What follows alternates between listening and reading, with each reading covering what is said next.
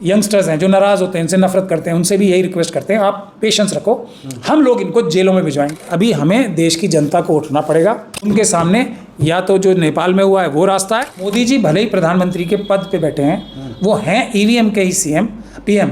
हम लोग इसीलिए मोदी जी, अमित शाह जी, योगी जी की लंबी उम्र की और सेहतमंद रहे वो, ये दिन रात दुआ करते हैं, क्योंकि हम उनको मिसाल बनाना चाहते हैं। जेलों में जब वो होंगे तो आगे कोई ऐसी जुर्रत नहीं करेगा संविधान तोड़ने की। इतिहास में, हसदेव में, बिहार में, दूसरी जगहों पे अडानी जी ने हजारों लाखों पेड़ जो हैं वो सब जला दिए। दोनों में एक होड़ लगी हुई है, कौन मनुस्मृति जल्दी लागू कराएगा, कौन संविधान ज़्यादा तोड़। बूथ इतने ज़्यादा है कि ये लंबे लंबे समय तक जेलों से बाहर नहीं आएंगे। घोड़ी चढ़ने से रोका जाता है, क्या वो मुसलमान है? कितने लोगों को मूंछ रखने से की वजह से पीटा जाता है। प्रिंसिपल ने अभी एक क्या कुछ बोल दिया, वो सब बराबर में जाके बैठ गए। कोई प्रिंसिपल, वो सो कॉल्ड अपर कास्ट के लोगों ने उनको बेइज्जती की। शेड्यूल कास्ट, शेड्यूल ट्राइब के लोगों के साथ पेशाब कांड जैसी चीज़ें होती हैं। ये रोज़ हो रहा है। उनकी मॉब लिंचिंग होती है, एक दिन हो रही है, रोज़ हो रही है वो, और मुसलमानों से ज़्यादा हो रही है। ट्राइबल एरियाज़ में, हसदेव में, बिहार में, दूसरी जगहों पे अडानी जी ने हज़ारों लाखों पेड़ जो हैं वो सब जला दिए। वो ट्राइबल्स की ज़मीनों पे वो लूटमारी कर रहे हैं, खुलेआम लूटमारी हो रही है। तो सबसे ज़्यादा जुल्म, मैं आज फिर कह रहा हूँ एक बार, ट्राइबल्स पे होता है, उसके बाद शेड्यूल कास्ट का नंबर आता है, तीसरा नंबर मुसलमानों का है आज की तारीख में भी। और इसीलिए हम लोगों को इसको ये बिल्कुल सोच समझ के बोलना चाहिए कि हर एक कमज़ोर वर्ग के साथ मनुवादी मानसिकता का यही तरीका होगा, यही कार्रवाई होगी, बिल्कुल भी इससे फ़र्क नहीं होगी। हाँ, मुसलमानों के ऊपर जो ज़्यादती करते हैं उसको मनुवादी मानसिकता के लोग ज़्यादा पब्लिसिटी भी देते हैं, ताकि उससे एक झूठा नैरेटिव खड़ा किया जा सके कि लोग हमें मुसलमानों की नफ़रत पे वोट दे रहे हैं। अब कोई किसी को वोट नहीं दे रहा है। आरएसएस और बीजेपी से लोग नफ़रत करते हैं, अब वो कोई भी एजेंडा बना ले। ये तो सिर्फ मशीनों की वजह से चुनाव जीतते हैं ना वो, तो अब ना उन्हें कोई वोट दे रहा है, सिर्फ मशीनों की वजह से चुनाव जीतते हैं, वोट चोरी करके, और बहाना बनाते हैं कि हमने मुसलमानों के लिए नफ़रत पैदा कर दी। इसलिए अभी एसआईआर हुआ ना बिहार में, देखा है ना आपने, उसमें कितने घुसपैठिए पकड़े गए। कोई घुसपैठिया, एक भी रीज़न घुसपैठिए का नहीं है उसमें, एक केस भी ऐसा नहीं है। और प्रधानमंत्री जी स्वयं ऐसा नैरेटिव बनाते हैं, मतलब प्रधानमंत्री के पद पे बैठ के। तो मोदी जी भले ही प्रधानमंत्री के पद पे बैठे हैं, वो हैं ईवीएम के ही सीएम पीएम।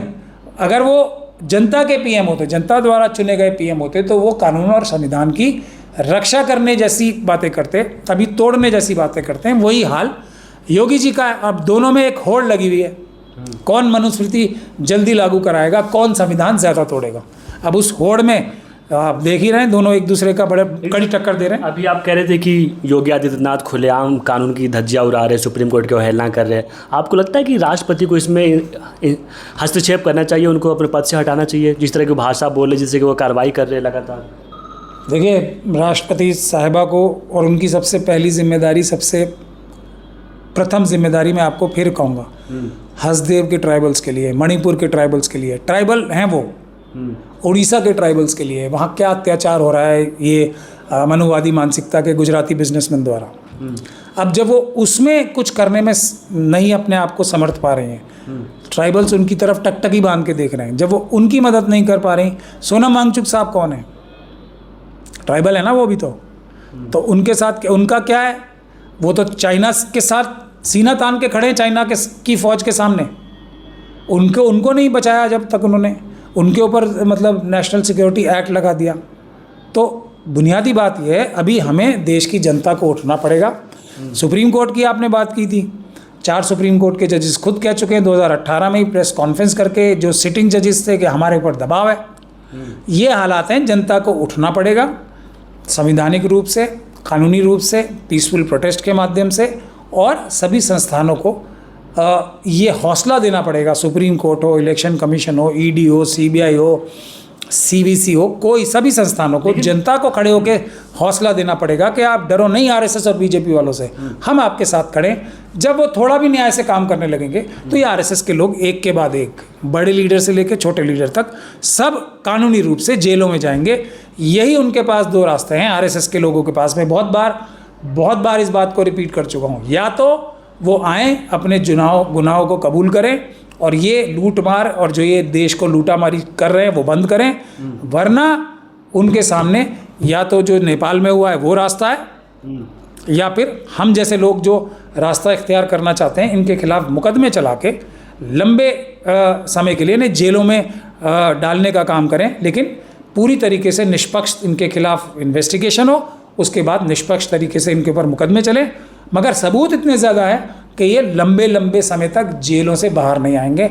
इसीलिए हम जो यंगस्टर्स हैं जो नाराज़ होते हैं, इनसे नफरत करते हैं, उनसे भी यही रिक्वेस्ट करते हैं आप पेशेंस रखो, हम लोग इनको जेलों में भिजवाएंगे।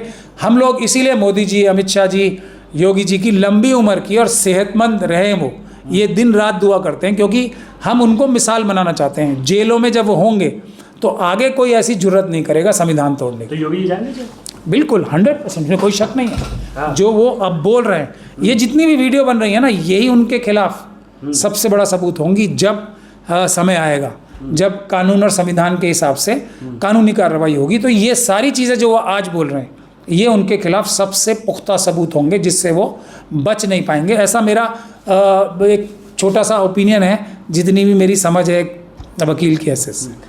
लेकिन सर, आप एक वकील है, सुप्रीम कोर्ट के वकील है। जिस तरह से उत्तर प्रदेश में हमने देखा कि किसी ने अपने सीने पर आई लव मोहम्मद लिखा, उसको जेल में डाल दिया, किसी ने रील बना के डाला, उसको जेल में डाल दिया। क्या मतलब इस देश में सर इस तरह का कि कोई रील बना रहा है उसको जेल में डाल दिया जा रहा है सर? जब सभी कमज़ोर वर्गों के नेतागण, और मैं तो मुस्लिम्स के लिए भी कहता हूँ, सबके लिए कहता हूँ, जब वो आरएसएस के मेंबर्स की तरह काम कर रहे हैं तो यही होना है। जनता में थोड़ी कोई कमी है, जनता में खोट नहीं है, उनमें लीडर्स जो हैं उनके वो आरएसएस से और बीजेपी से मिले हुए।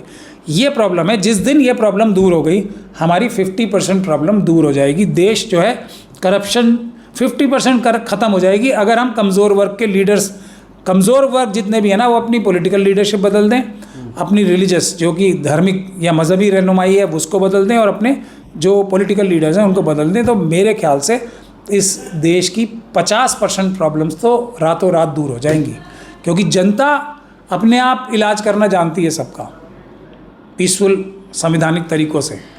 ये तो लीडरशिप है जो जनता को गुमराह करके गलत रास्ते पे डाल के आगे बढ़ाती है। उसकी वजह से देश में भ्रष्टाचार बढ़ रहा है, देश में बेरोज़गारी बढ़ रही है, देश में लूटा मारी जो ये मनुवादी मानसिकता के आरएसएस और बीजेपी के लोग कर पा रहे हैं, ये सिर्फ हमारे अपने लीडर्स की वजह से।